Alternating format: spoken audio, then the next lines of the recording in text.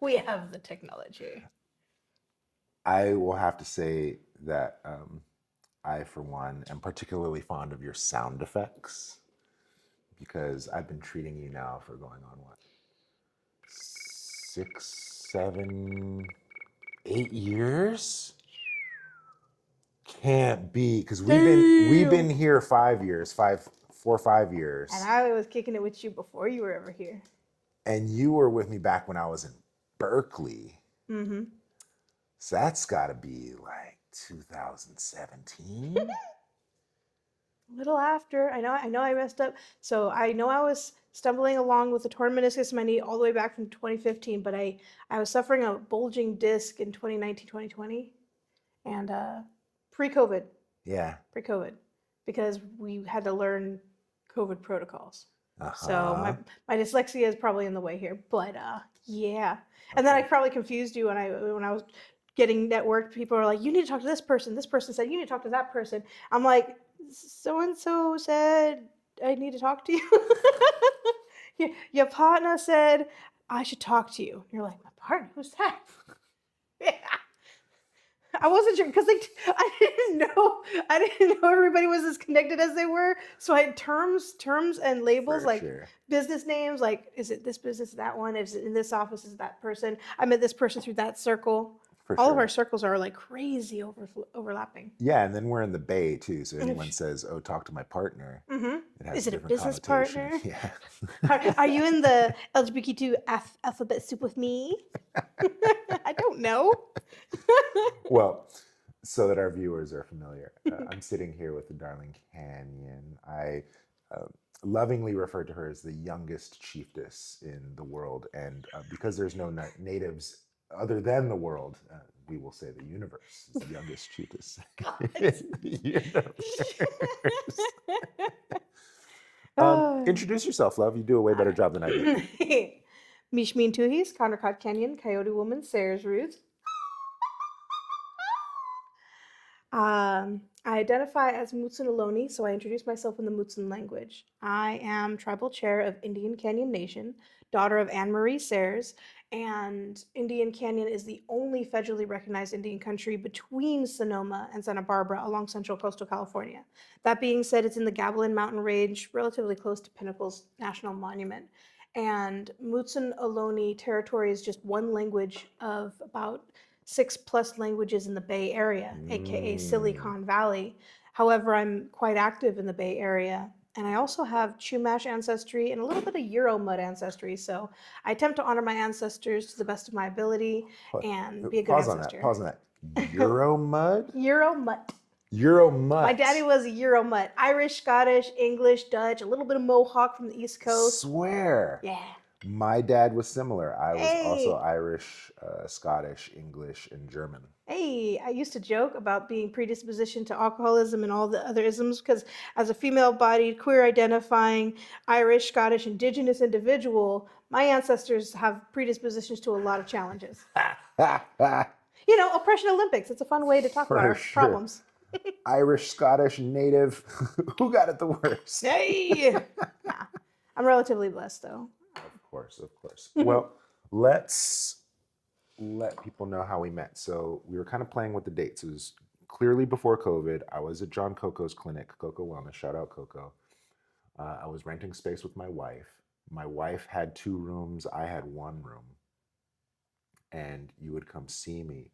And if I'm not mistaken, you were initially invited to see my wife. Was it by Luanda? More than likely, it was Luanda and Holly, because we were part Mm. of the women, a sacred beauty, strength and beauty circle, Hmm.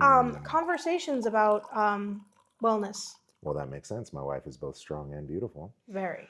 So, okay. And then you were seeing her for a few times, and then my wife had said, "Oh, you got orthopedic stuff." Yeah, I was suffering previously I was seeing a chiropractor and the pain in my back was getting worse and then I re-injured my knee and so knee pain and so I was navigating Western medicine poorly. I was already given a couple of cortisone shots in my spine. terrible experience, and the chiropractor said you need an MRI. You need other things going on here. I'm scared I might hurt you, and so limping around and uncomfortable. She recognized that she had suffered something similar with lumbar pain, and so she was helpful with her medicine. And then she's like, "You need to talk to him because he helped me with something similar." So I was like, Mhm. "All right, I will lean to the knowledgeable being who know who the recommendations could be because I'm open minded to figure this pain out." Mm. And if I'm not mistaken, I started treating you in the fall, Probably. and it was like late summer, early fall, and it took us about 2, 3 months because you had some nasty adult set scoliosis. Yeah, I'll lean back here real quick. Make sure you're in frame. So, yeah, of course. So I am standing up straight now. When I met him, torn is my knee, bulging disc where I couldn't lean this way, so I was leaning forward this way. I'm right-handed, and it was horrible because I wanted to lean on the staff. So this was me standing up. So I was literally like this, and I couldn't even bend forward. Now I can touch the ground straight down. No problem. Yee, look at Yep. you. So, yeah, that was pretty intense to not be able to walk or sleep. I couldn't sleep level. I couldn't sleep on my side. It was pinching nerves. I had to learn how to put pillows in places. Some days it was so bad. I had no spoons. It took me 45 minutes just to get up to use the restroom. It was horrible. Yeah, Life was challenging then. you were an intense case, and in all vulnerability, I don't think I ever told you this. I was intimidated. I'd never seen that severe of a case, and I'd never seen adult onset scoliosis. I'd only seen scoliosis like predisposition from birth, Yeah, but to have it occur as an adult yeah. was new to me. And so, you know, treating you invited me to learn new skills. I watched you grow so much. And so, thankfully, though, with regular treatment, within 2 months, we got you Yep. upright and vertical again. And I specifically remember that time because it was right around winter. And you were like, okay, I'm better now. Bye. And then 3 months later, I see you in the spring. And I am of service to my community, and I tend to deplete my cup. And there were times that I have now learned lessons. You can't pour from an empty cup. And at the same time, like, obviously you don't show up acting like you know everything, but if you're going to be of service to people, if you have nothing, you got to take care of yourself. And I was in denial about the put your mask on first conversations. yeah, Extreme denial back then. well, we got you straight. You got, Never straight, you got, forward facing. Upward and forward. as straight as you can be. Right? Hi, so straight with that. We got you vertical. Yes. We got you vertical. And then you got crooked again. Yep. And then you came back in the spring. And then it didn't take as long, but we got you vertical again. Yay. And then from there, we agreed to continue treating you through the winter. And you've been straight ever since. Remember how challenging it was to navigate my neurodivergence of not wanting to commit my future self to things like Oh, yeah. a repetitious, like every other Tuesday or every Tuesday? How dare present me commit future me to a structured timeline, like looking at a calendar? Yeah. Well, the gist of it is, okay, so you had adult onset scoliosis, Yep. and it took a lifetime of habits to occur. It didn't happen suddenly, right? It kind of deteriorated over time. And so to that effect, one treatment isn't going to fix, Facts. right? And then beyond that, you have 168 hours in a week. Mm-hmm. If I only see you one session once a week, that's 2 hours that I see, and that's being generous. Mm-hmm. It's 2 hours out of 168. So there's still 166 other hours of your lifestyle to account for. And so if we're going to have any lasting impact, yeah, come see me every week. Come see me twice a week. Yep. But then your ass, I have to commit to something. I have to schedule something. Are you free on Tuesday? Are you free on Thursday? Do you have 11? Do you have a 2? Yeah, so she just had sporadic scheduling for months until I said, you know what, enough. Same time every week for 3 months. Let's do it. And it Yeah. worked. I identify as neurodivergent, and so calendars are calendars are challenging. Which, with the ironic part is, I identify as polyamorous, which calendars are saviors to people because people like to spend time with each other, and I have work-related commitments, and I have opportunities to run into people in different places. Do I properly give them heads up? No. Was I trying to tell people that I might be in Oakland today? Yes. Did I succeed? No. Someone needs to make an app. I have ideas. I just need some cool beings, cool teammates, people with amazing skills. And I do have some of those skills. I don't have the patience. Well, speaking of teammates, you and I have made some wonderful collaborations in the past. I think we've done a couple, but our most noteworthy was when you invited us down to the land and I brought my crew and we harvested mugwort.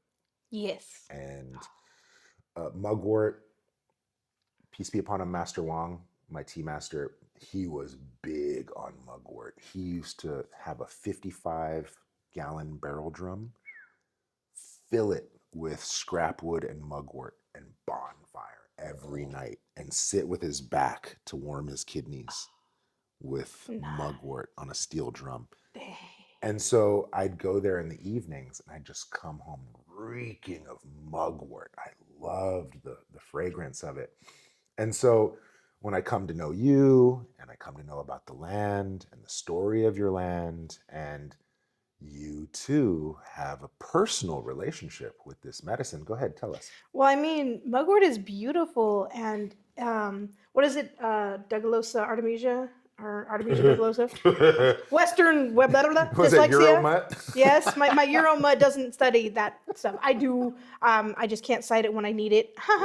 So our relationship to the plant relatives they are our kin, they are our relatives. My elders taught me that the plants and the animals came first. They are the first people. Technically, humans are we are, as a community, we're the First Nations. And so indigenous peoples are the first people who are a keystone species. It says the same thing in Genesis, right? In terms of what day, what came first. Yep, plants and animals came first. And so mugwort being a beautiful medicine, from some people calling her grandma wort or the water sage or the moon sage. But mugwort, and of course I don't have my writing of there. I have our Mutsun word and our Rumseen word. You know what? You just got to pay attention to some of the new art that's coming out. Mugwort is like, I joke and say it's a one-stop shop because she's everything, because she's aromatherapy, she's topical medicine, internal ingestive from dreams, to helping pain and muscle pain, and also releasing, discouraging the egg to attach to the uterine lining. But also, if you suffer from stinging nettle or poison oak, utilizing it topically will remove the oils and some of the pain. And same when I harvest, like my hands will reek for days, and we tie it in our arbor, and it's a beautiful medicine, and so utilized for so many things. And its smoke falls down. So once it's dry, sometimes it'll dry as brown or even dry like grayish silver, but the other side will be shiny silver. Gold, yeah. And it's just shimmery, just like the way the little hair follicles on the leaf are shimmer, and it's almost like a flashlight the illumination iridescence. Now, you just spoke to something. There's a lot more to unpack here with this mugwort story, so we're going to come back. However, you just said something really powerful, because we were playing with principles and values of Native and ancestral Taoist, right? We have a very strong principle of yin yang. And I just heard you speak to a yin yang principle. Oh. Yeah, Hey. I caught it because you said, oh, mugwort will soothe poison oak. And what I learned from you is that the two of them grow together Mm-hmm. as a pair. Mm-hmm. One is the poison, one is the potion. Mm-hmm. A yin yang Mm-hmm. pair. Mm-hmm. Okay. Exactly. And to have a good relationship to our relatives, the same way if you were wearing a hat and I wanted to wear it or just see it or touch it, I wouldn't go, gimme, and I grab it from you. Consent and communication. And so we would communicate to our relatives. And so my mother taught me, even when I was really, really little, that if I'm going to harvest or pick or eat or take from the world, I need to understand my impact and I need to communicate it. And so sometimes she would give me a pouch of tobacco leaves or something Cornmeal. to yeah, something that offers pollen. Sometimes even if it's food, give compost back. Sometimes when I'm alone, I'll even leave my hair because the hair goes to the leaves and the leaves and the birds take it to their nests. Giving something back and letting that plant relative know I am picking you because I need your medicine. I'm picking you because I have a classroom of students and I want them to smell and understand you. I want to share them with you and I make sure I engage in ethical and sustainable harvesting. If you are familiar with braiding sweetgrass, they call in that book it's the noble harvest, honorable harvest. And so having that relationship respectfully to that relative and picking and not taking too much. We're not clear cutting. We're not taking the first buds. We're not taking the last. And making that offering and communicating where it's going, because there are times that when you communicate that relationship helps that thrive because they'll come back stronger and they want to Mm-hmm. be there for you. And so having that relationship to all of our relatives, Mm-hmm. sacred living systems, I'm not going to tiptoe around and be like, I'm not going to touch anything or Yeah. kill anything. No, just be accountable to your decisions. Mm-hmm. And so and also when we sing, or even though we have used air, these plant relatives are filtering that. And Mm-hmm. so they're Mm. taking in that breath and we're breathing in that aroma. So singing and making offerings of Beautiful. song and prayer is part of our culture. Dude, there's a lot to unpack there. Thank you so much for speaking to the ethical harvest because here, I think, in our modern Western mind, where we monocrop other powerful medicines that you mentioned, such as tobacco or a cornmeal, where for fields, nothing but tobacco, for fields, nothing but corn. And guess what? I'm going to harvest every single bit of it. And so I really appreciate how you brought in ethical harvest into the conversation too, because I think the modern culture is this is for us, we'll take as much as we want and never even really consider reciprocity or the Mm-hmm. impact or impact on a chain. Mm-hmm. Whereas, thank you for bringing that to the conversation. Mm. The other Great. thing that I want to celebrate you for is we go to the land, my community's there, your community's there, we're cross pollinating. Mm-hmm. We've introduced ourselves. We say, all right, guys, this is how you identify the mugwort. We're going to go out and pick it. Mm-hmm. Careful, next to the mugwort is poison oak. And stinging nettle. Right? And then so we're aware of this. Before we go out and ethically harvest now, let me sing you a song. Mm-hmm. Could I put you on the spot to grace us just the first verse? Hey. All right. Oh, I can try, yeah. So, for as an introduction, this is a grandmother song, and in identifying as Mutsunaloni, I also have Chumash ancestry, and I sing a traditional grandmother song with a mentor of mine. However, I can only support sing that traditional song whenever I try to sing independently. A different song came, so I always introduce that this is Canyon's grandmother song, and it's to honor our grandmothers, their grandmothers, and in all Mother Earth. For without them and without her, we would not be here. So we share this time and space together for a reason, and it's with that humility, that gratitude, that present mindedness that I tend to offer the grandmother song in various spaces. And it's also because the song came as a song to be shared publicly and a song to be shared in uh, diverse spaces and can be recorded. There are some cultural and traditional songs that shouldn't be recorded or shouldn't be sung out of context, meaning someone says, can you sing this song? And let's say it's like early in the morning. It's like, this is an evening song. Why are we singing it?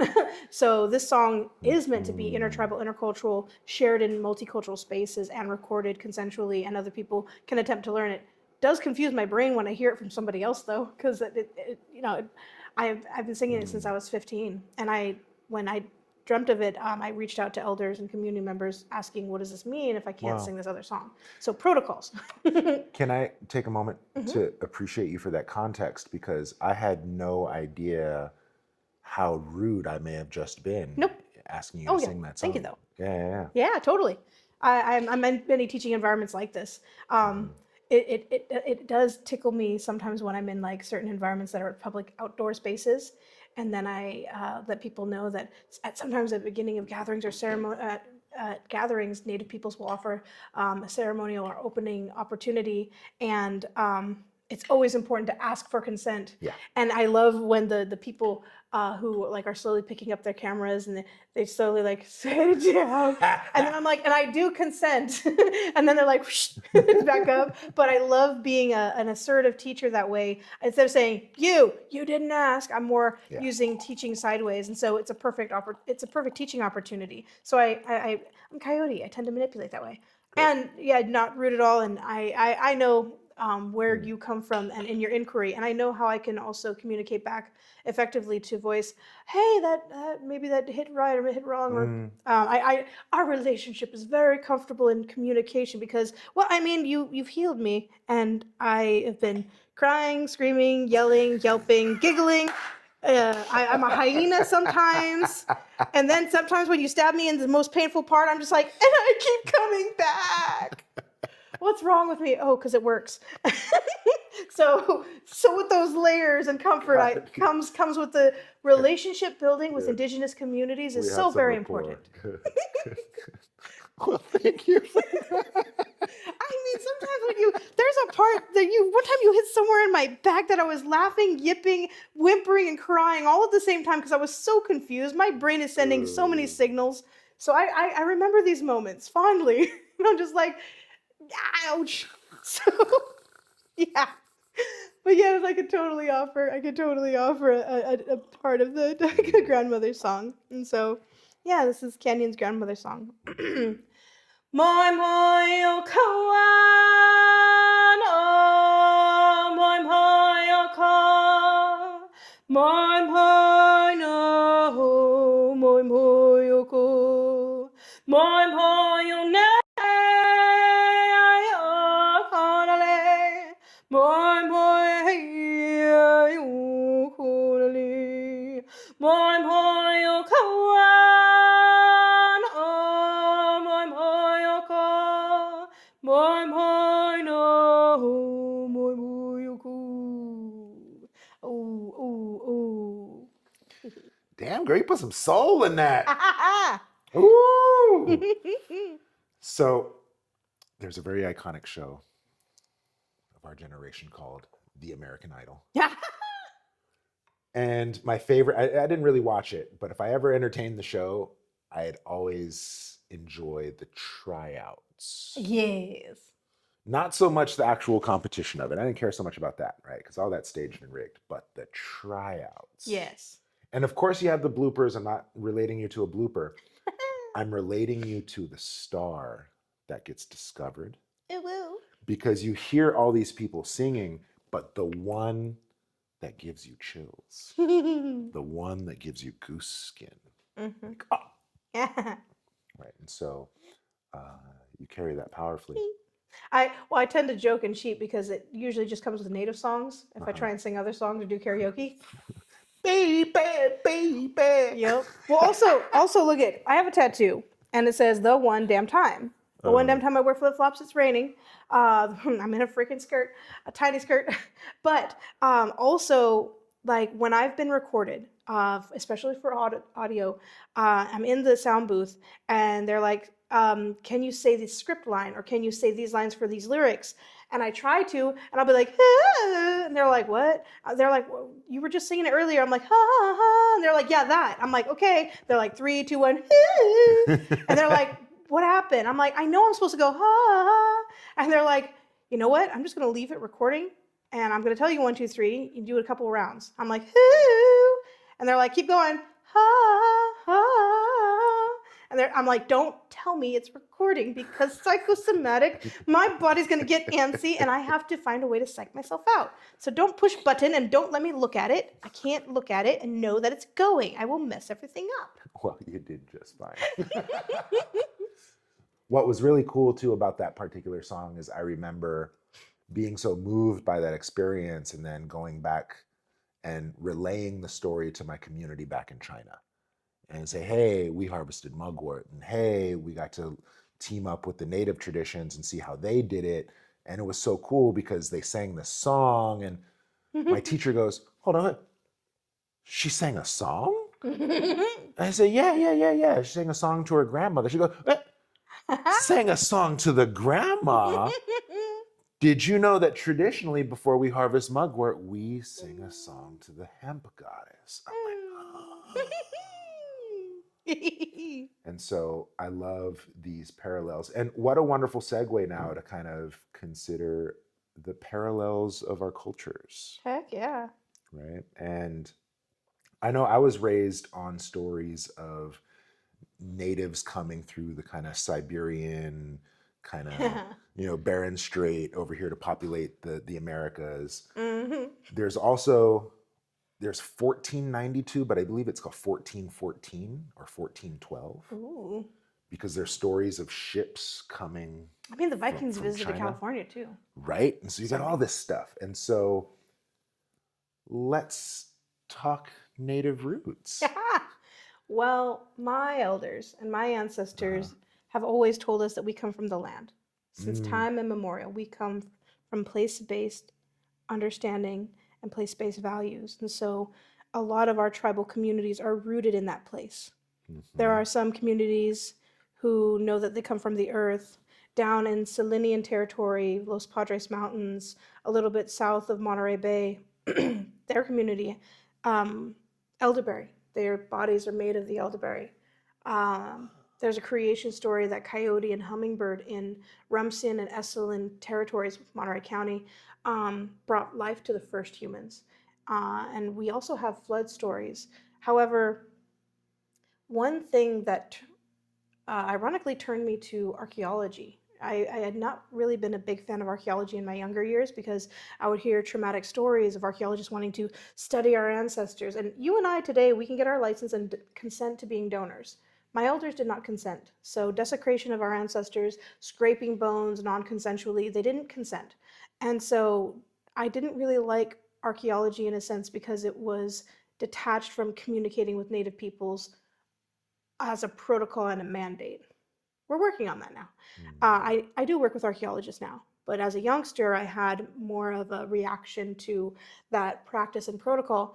And one really wonderful community member who's in solidarity with Native peoples told me a story about Tule elk and why it was called Tule elk, and also due to predation. Tule elk were hunted. Yes, we had bear, yes, we had lion, but humans definitely hunted Tule elk, and they were here 15,000 years ago. Bering Strait is about what, 10, 11,000 years old? mm, So when I was younger, people would say, you came from over there. You guys colonized and you guys took over and you showed up too. We're not guilty settlers because you came from somewhere else too and you Indians had wars too. They wanted to satiate their guilt and sadness and frustration and distance themselves to the atrocious crimes of the past by saying that we also didn't stake claim to another place. And yes, humans travel. Pangea was a thing. Homo sapiens sapien is 200,000 years. So, yes, humans travel. Closer to the equator, the darker the skin. Further away, a bit more fair. Diverse phenotypes and patterns of the body and mind. However, indigenous peoples have place based knowledge and place based wisdom. And by denying our truth and saying we came from somewhere else is problematic. And so I don't deny the Bering Strait theory.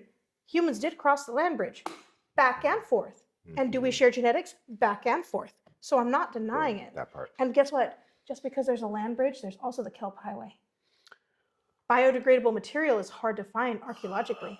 So the kelp highway, we had Thule boats, we had canoes, we had Wow. larger ships. The Vikings came through, China came through, probably Africa came through.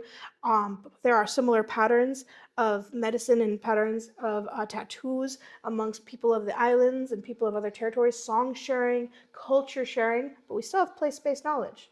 And even the parallels, as an indigenous person of California, our mountains, our waterways, our sacred lands, our practices and protocols are exactly similar to people of the islands, where their islands, there probably wasn't an island a year or two prior because the Mhm, islands are growing and mhm, shaping and mhm. shifting and going back into the ocean and coming back up. And so they are place-based community members with practices and protocols of the waters and of the stars, but our protocols and practices are very similar.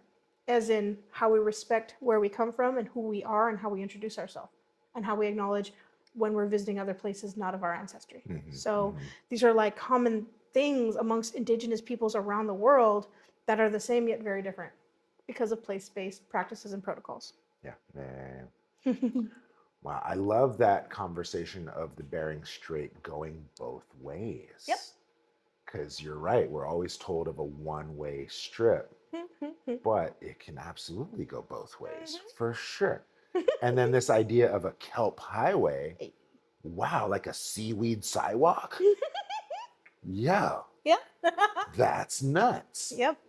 Now, um, having lived in Hawaii and been exposed to Polynesian and Pacific Islander cultures, also have strong native traditions there as well.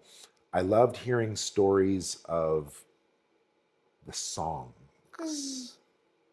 And I loved when you would talk about how the world stops when song and dance Oh stops, yeah. right?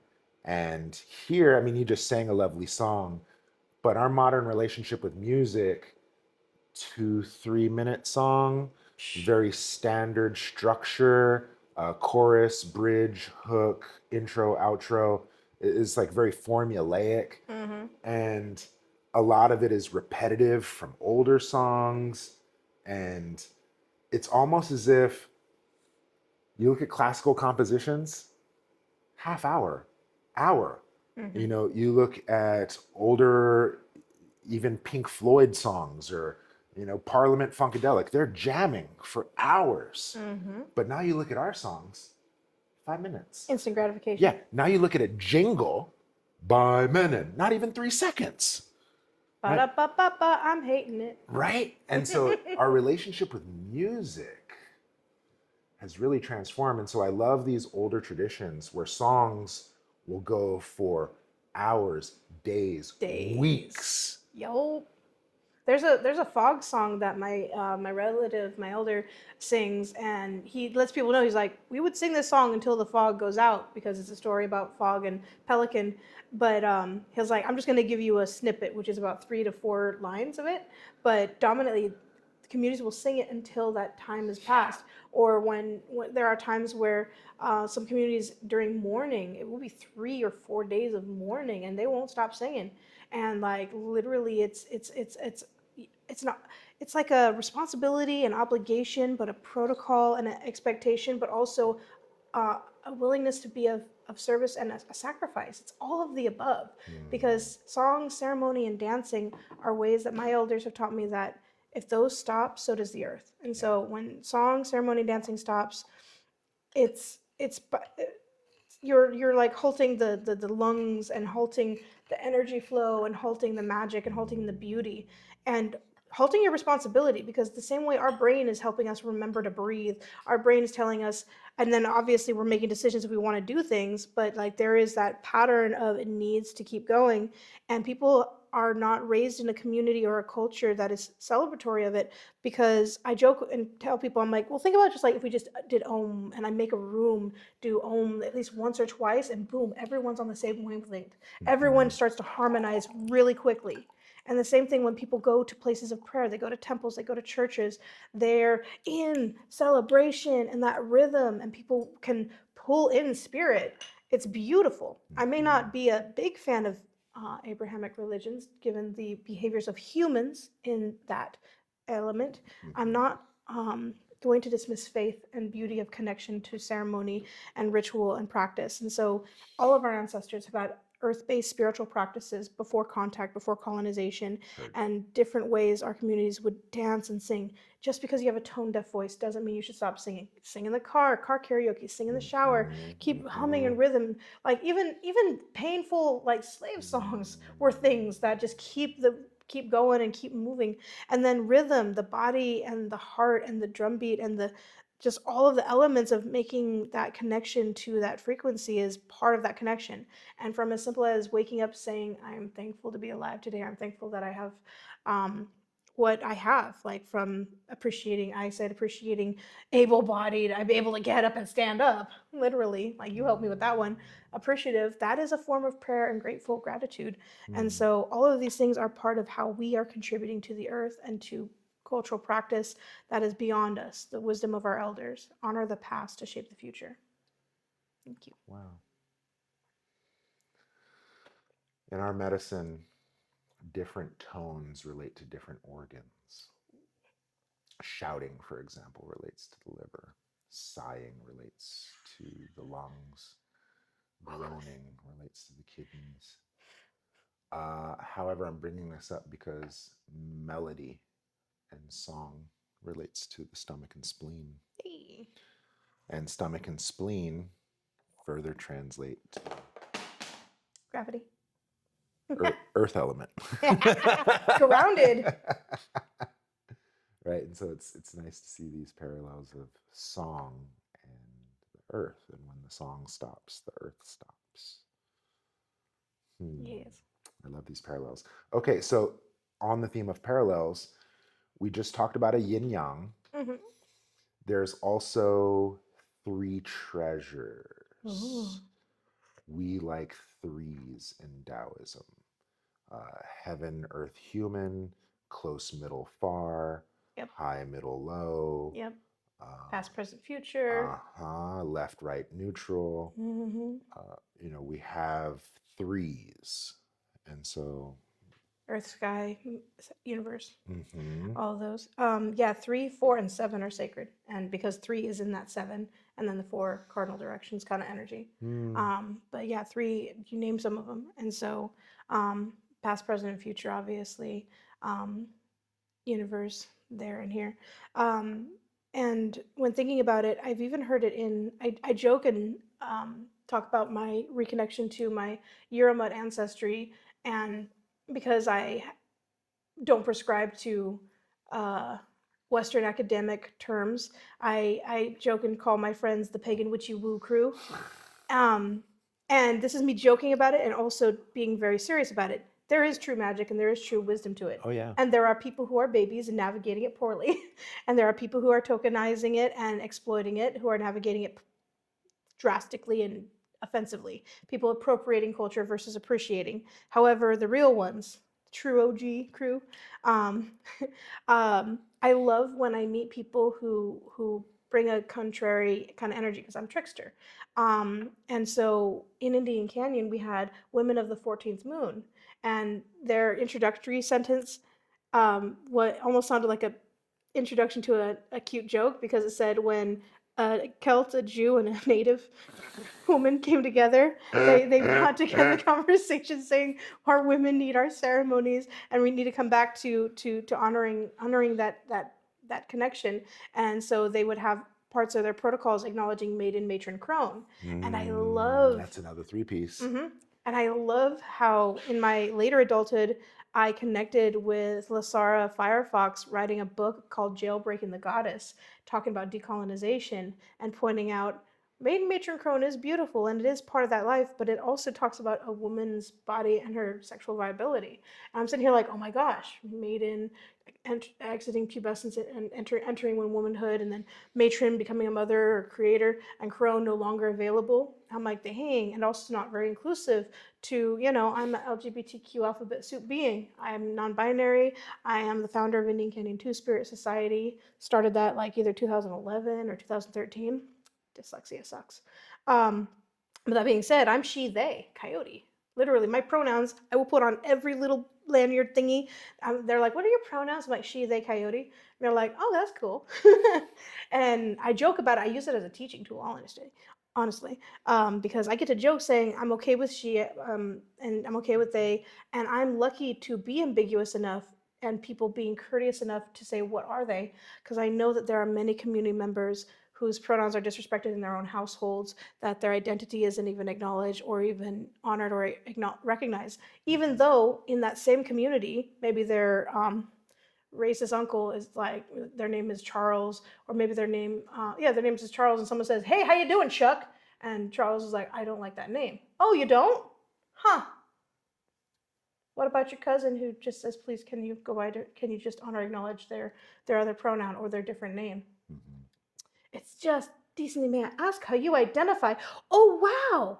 You get to answer that same thing when people go, hey, do you people like Native American or American Indian?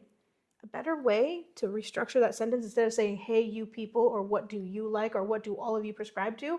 It's, may I ask how you identify? That way I can acknowledge how you personally, because I know that you are just you and you only represent yourself and possibly whoever your family is or your organizations Mhm. at a professional capacity. Oh my gosh, because then you're going to get a whole lot of different answers. Yeah. So, but like three is a sacred number, and I see it in many cultures. Mm. When I see the Mexica dancers dancing and they honor the cardinal directions, and then I watch them raise their concha up and announce, and then they honor the earth and they put their hands and their knee to the ground and pray, and then they come to center and get everybody facing and honor. So I've been very privileged to be raised on the land of my ancestors, and I've been able to participate in many indigenous gatherings, and I joke and say like pan indigenous upbringing because participating in a Lakota lodge over here and going to Mexica New Year over here and um, diverse peoples all around the world coming to my backyard, so to speak, and then connecting to people. I get to witness so many diverse cultures because culture sharing is so very important. So Mhm. many lessons and blessings. So yeah. Yep. Um, you brushed on pronouns, Hmm. and uh, in the conversation of teaching sideways, I learned that from you. Coyote. um, I had a conflict with pronouns once. Hey, Yeah, and I'll tell you all about it. you. Yeah, imagine me, monkey. And then so this is when it was all fresh. Oh yeah, We're new stuff. we're They is logging. plural. We're logging Plural. online, Rawr. and I was teaching a class online. It was a Tai Chi class. I still teach it today, every Monday and Friday. But I was teaching that class, and pronouns were a thing. Yep. And so everybody next to their name put their preferred pronouns in parentheses. And so I saw just one by one, oh, pronouns, oh, You ever get any pronouns, like oh, Z's? pronouns, oh, pronouns. And so I put my own. First pronoun, it. Second pronoun, that. Third pronoun, you. My pronouns were it, that, and you. And as soon as I put them up, You said that. didn't take long. The moderator took them off. And then I was like, oh, am I not included? And Oh, so I immediately, you know, keyboard warrior. right away, David away, it, that, you, right? And I even put extra W's. Woo! And then 2 seconds later, not only my pronouns gone, but everybody's pronouns gone. Crossed off across the board. I go, oh, okay. I continue to teach my class, not thinking anything of it. After class, the moment I log off, moderator calls me up. What is this? It that do? How dare you make fun of this is a point of my. They gave it to me. Sure, you know, I have my prankster side. Sure, I was fucking around. But then I had to let him know. I was like, I'm a Taoist, and the highest level of Taoist attainment is to open your treasure box. What's inside your treasure box? Worms. And if you were to see a box full of worms, Ew. ew, what is that? Ugh, get that away from me. Ugh, right? Mhm. But that's the highest level of attainment in our culture, is to have a treasury of worms. Why? Because I can transform shit to gold, right? Yes. It's my power to transform death to life, right? Yes. And that is the highest level of attainment. And then beyond that, I identify as it that you. How many it that oohs did you drive over by that overpass? How many it that oohs do you drive by in convalescent homes? How many it that oohs lay wayside when we hear our community service providers? Damn. And so, yes, I identify as it, that, you, because I identify with the lowest of our communities because that's where it needs the help the most. I have a parallel. I have a Yeah. parallel. I love that. That's freaking awesome. It's so cool. I have a parallel. I have a trickster friend also, who's a contrarian kind of vibe. They go by so many names, and so I joke because Fang is one of them, or Green Muffin, because this individual, um, Green muffin. imagine assigned female at birth, short as me, dreadlocks to the ground, fair skinned Jewish ancestry, pagan, trans,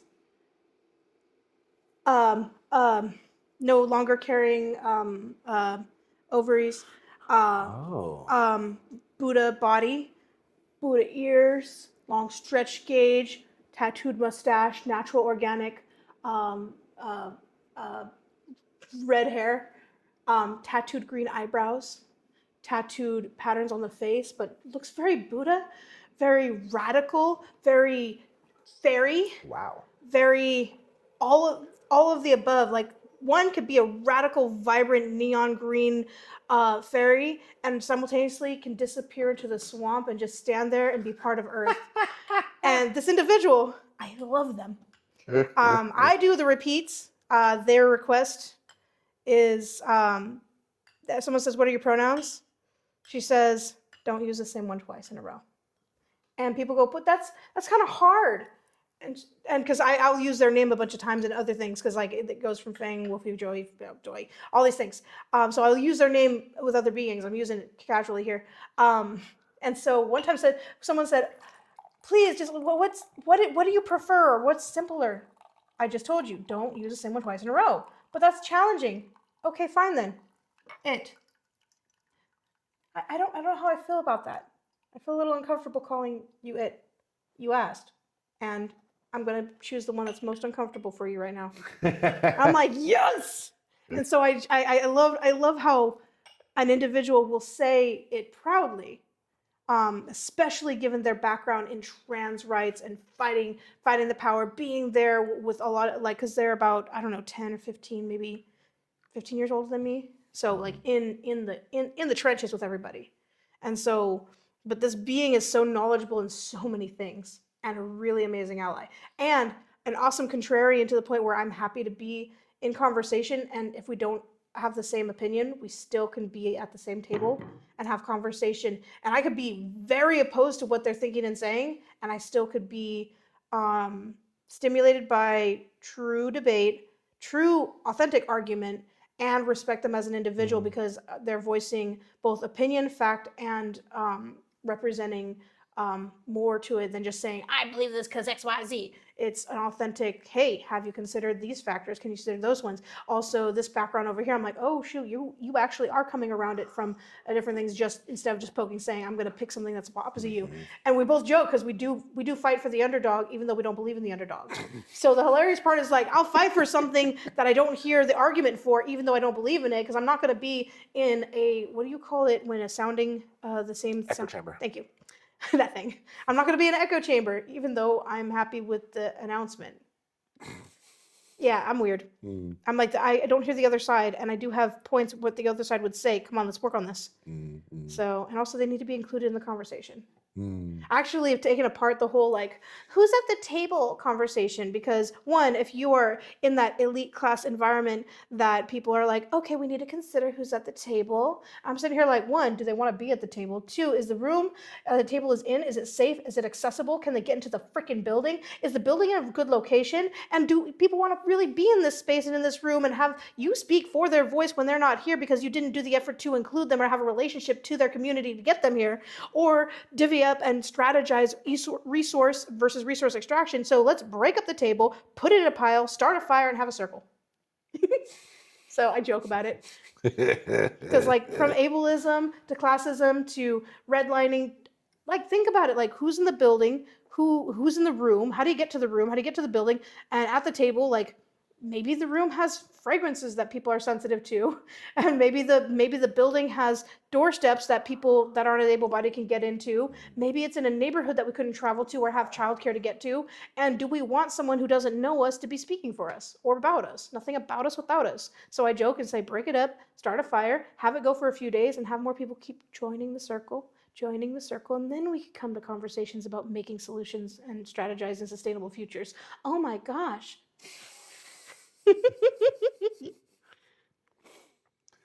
Okay, well, that's a wonderful segue into what you're up to right now. All of the things. Yeah. You work with archaeologists. I see you often come in construction gear working on digs. Yeah. Pioneers was just here in Berkeley. Mm-hmm. Yeah, Pioneers Conference was just last week. Mm-hmm. You do a lot of public speaking. My little guy roaming alone got to meet Gary Farmer. Gary Farmer is an amazing actor, and he was in Smoke Signals. Hey, Victor, what about your dad?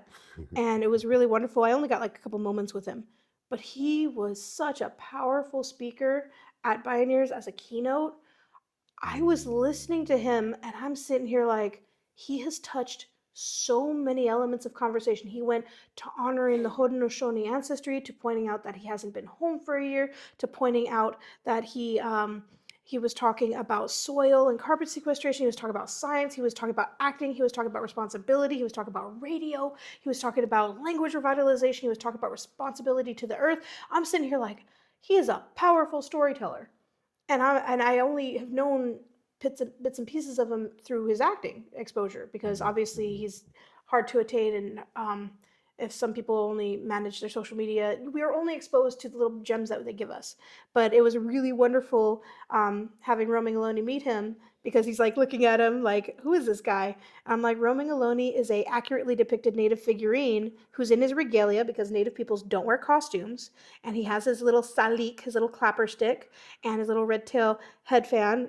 We have red tail, and we also tail feathers in our regalia nets, but also we have flicker feathers, but a lot of flicker birds are not as abundant anymore.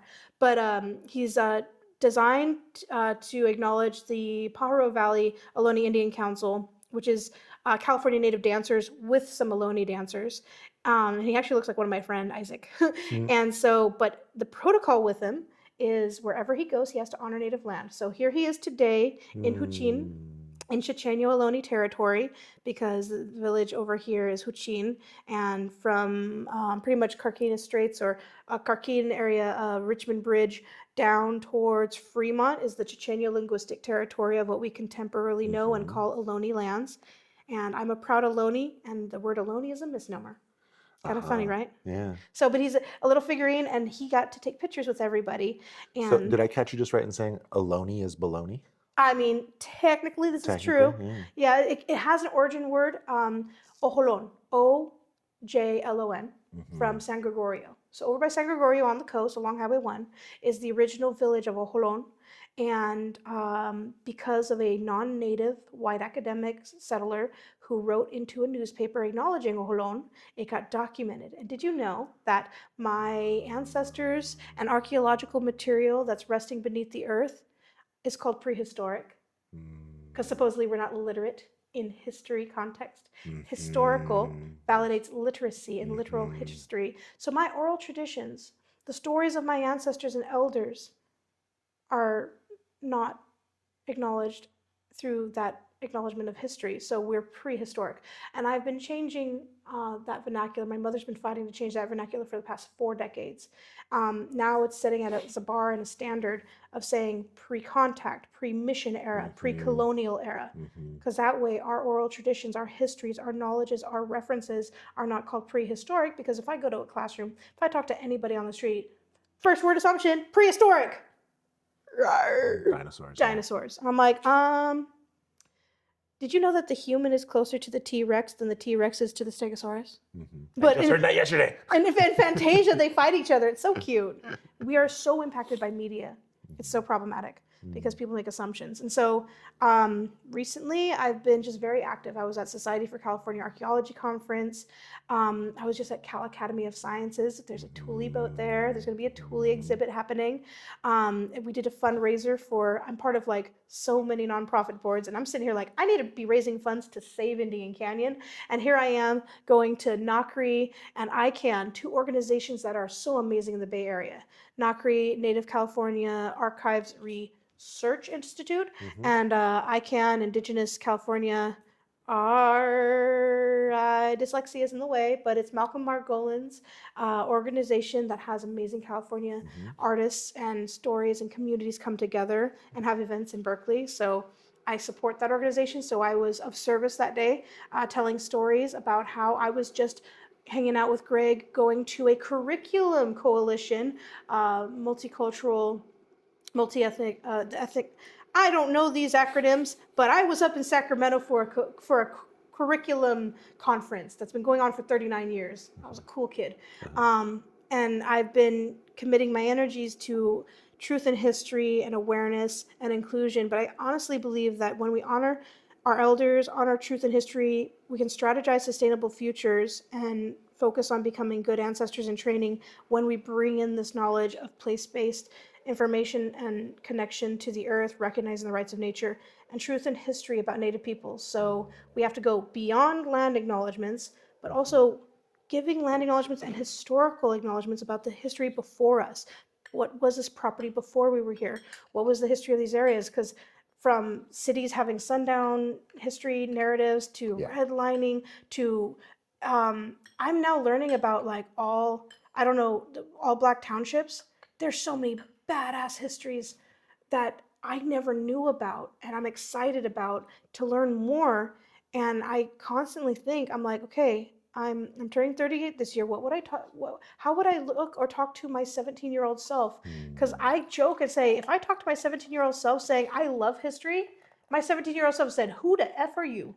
Because like I didn't like the way the curriculum was represented or presented, the priorities of the information. But me now, as a more not so Westernly stable, but mentally semi-stable community member, I You just attempt. call yourself mentally semi-stable. Yes, yes, yes. Mentally semi-stable individual of community, not navigating Western functionality very well. You know, the whole like taxes and business operations, but in navigating medium functionally, I recognize that if I have any input, I want to change how things are represented. So my neurodivergent brain says honor truth and history with the cool, entertaining facts, but also the accountable actions. And there's interconnections everywhere. Pictish ancestors had Thule boats and spiral pictoglyphs. East meets west in culture sharing. Culture sharing, simply put, these youngsters who are in first and second grade get to go have a sleepover with their friend and go enter a house and go, oh my gosh, it's different. You guys do things different here, and it's not bad, it's not wrong, it's not strange, it's just different. And they learn to navigate the world with that culture sharing of respecting this other individual as an individual rather than you're doing things wrong, that's not the way to do things here. I joke with that country accent because I live in a very rural territory and I was hanging out with a few of them. So I do hang out with cool community members. I just pick up some of the behaviors. We got a lot of NIMBYs in our territory. A little sponge. Yeah. And also neurodivergents tend to mirror people and joke. And it's terrible because then I embarrass myself in front of international travelers. Woo! That one's fun. That's what I'm going to have to tell my wife next time we go eat at the Vietnamese restaurant. Honey, I'm neurodivergent. I don't mean to mimic their accents. I'm sorry. It's a compulsion. It's a compulsion. It's bad. It gets me in trouble. It's bad because I'm not trying to patronize. I'm not trying to make fun of. I pick it up and I start talking like people. I'm the same way. And you know what? It's not a bad thing because I'm an international traveler. Yeah. And that very same trait that might seem like I'm making fun of people here, when I go to another country, it helps me learn the language faster. Exactly. Right? Mm-hmm. And so that's actually a superpower. It is. You're code switching really well. Yeah. Totally feel it. Yeah. Hey. Yeah. So I will make fun of the food anytime. Oh, honey. All right. So, where can people find you? Everywhere. No. So my website is Kanyon Consulting with K's. Canyon with a K and consulting with a K.com. With the C. No, C's are ch, K's are k. So I actually create these crazy mini zines that offer truth and history. And I have 5 designs, and on each of them, you're able to print them out. This one actually has areas where you can draw, and then there's a prayer in my language, which is an earth Yay. song, and then, oh my gosh, a whole list of the local tribes. But I create these free mini zines because I'm a bad capitalist, but you can print it off on a single piece of paper. And I joke I'm a bad capitalist because I provide everything for free, but dominantly what I try and encourage people to do is hire me or Skillshare with me or contribute to the organizations that we support our community, because instead of supporting Star Schmucks, you can go support local. Star Schmucks. They just closed down 500 locations. Wow. Yeah, You can support indigenous-led and or organizations who support indigenous issues. Support locally, support people who are aligned with recognizing the rights of nature. And I am a consultant, I'm an educator, I'm a muse, I'm an artist. So I do like to collaborate, I do like to connect. We have a current issue called hashtag Save Indian Canyon. Indian Canyon is under threat of a land grab. A local mega millionaire is encroaching on our land and our property because he believes he has Western right to take over deed and title when it has continuously been held by indigenous peoples. And so I have been trying to reach out and find real property lawyers and managing community members of fundraising and strategy, because I know there are things that other people know from going pursuing things of certain legal stature or fighting the big fight, like, hey, it might be another Standing Rock, or it might be as quiet as an angel investor shows up and says, let's conserve this space and have it indigenous led, create an educational institute, continue its legacy of being a safe haven for indigenous people whose land is open for indigenous peoples in need of land for ceremony and for field trips, to continue these culture sharing opportunities and workshops, these fire mimicry workshops, these educational outreach, this youth hub where students come and connect to the land, and these field trips continue this relationship to place-based knowledge, because the canyon is a beautiful hub and a space that deserves the opportunity to be protected, saved, and continuously held by the indigenous peoples of the land. And I am open-minded to connect with beings who are creative, strategic, and can help build a sustainable model that other people can be inspired by, so we can have more hubs of eco-villages and permaculture circles where people reconnect to the land and their sacred obligation and responsibility to being good ancestors in training and stewards of the earth. Boom. Yeah. Thank you.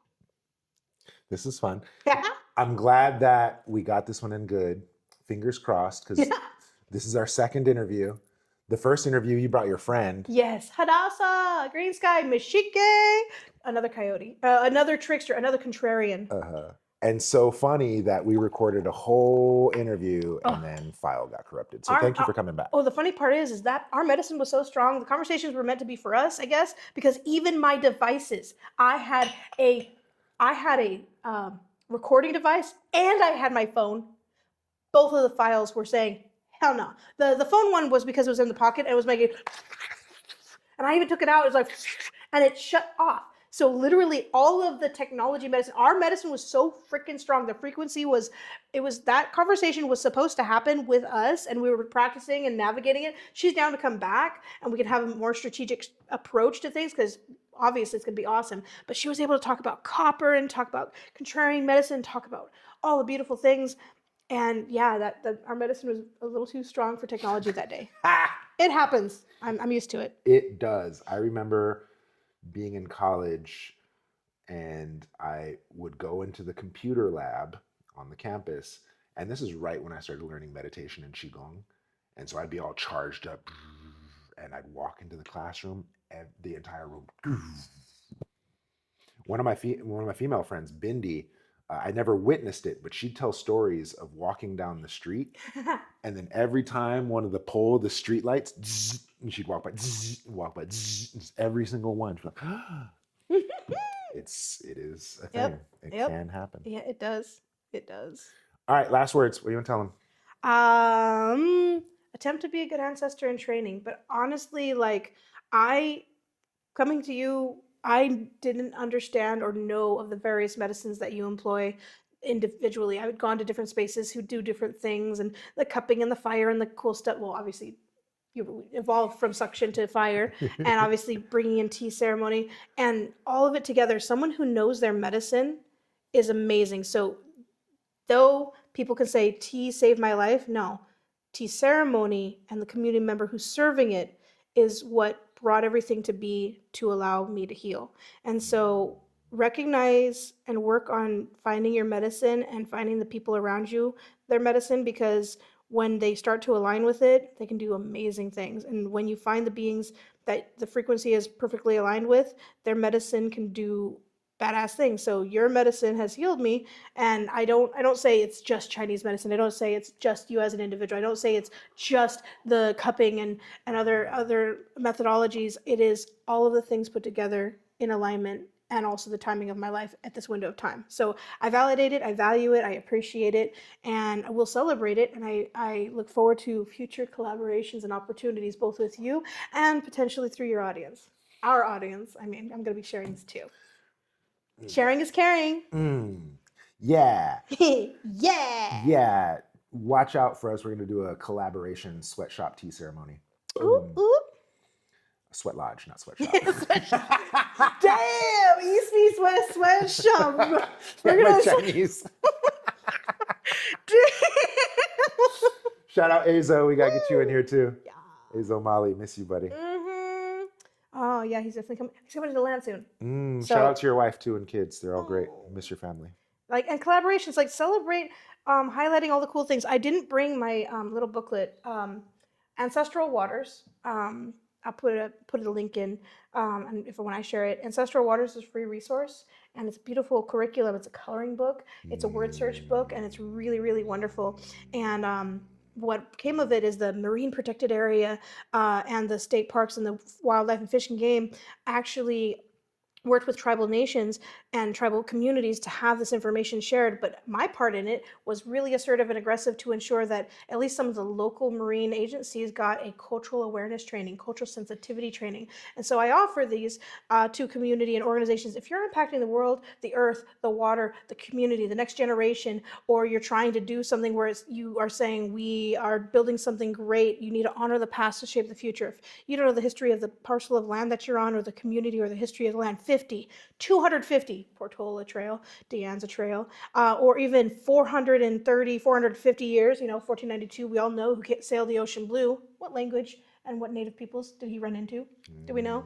Not easily referenceable quickly. And so if you don't know that history, how are you understanding the past to be able to make decisions going forward integrally, responsibly? Because otherwise you're just engaging in primitive, knee-jerk reactionary decisions, which is kind of savage. You're not honoring your ancestors. So yeah, collaborations and resource connection and next day delivery. So I pray for opportunity. I pray for resources. I pray for sustainability. I pray for connection. I want to be of service. I want to be able to have community members offer energies and skills to be in solidarity with Indigenous peoples of the native lands that they're on, and share the resources here in Silicon Valley or those who are inspired further away to bring connection. Kanyon, I love you. Not listening to you talk, watching you talk. Hey. Have you ever considered hand modeling? I mean, are you going to keep talking shit about my nails? He doesn't like me when I get my nails done. Because I pick at night, and then I end up breaking out my face. And then he's like, you're not taking care of yourself. Take those things off. And I'm like, my nails are fragile. So I have to put protections on, and then I get them sharp. And I get sketch people. Rawr. I'm a coyote. What a lovely note to end on. Aren't they so pretty?